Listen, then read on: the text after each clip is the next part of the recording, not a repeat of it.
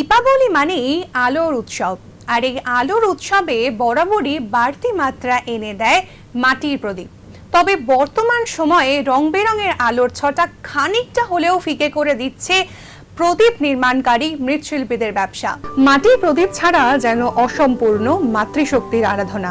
তবে বর্তমান সময়ে বাহারি রঙিন আলোর চাকচিক্যের মধ্যে প্রায় হারিয়ে যেতে বসেছে মাটির প্রদীপ।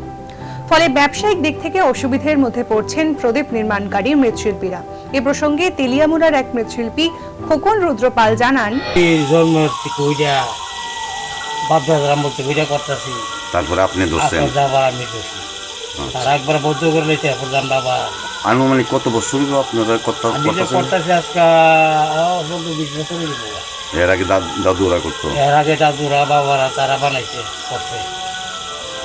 এরপরে আবার মধ্যে ওই প্রতিভাটার কারণে আমরা সক্ষম করতাম পারি না, সরকারি সাহায্য আমরা পাই। ব্যুরো রিপোর্ট, নিউজ নাও।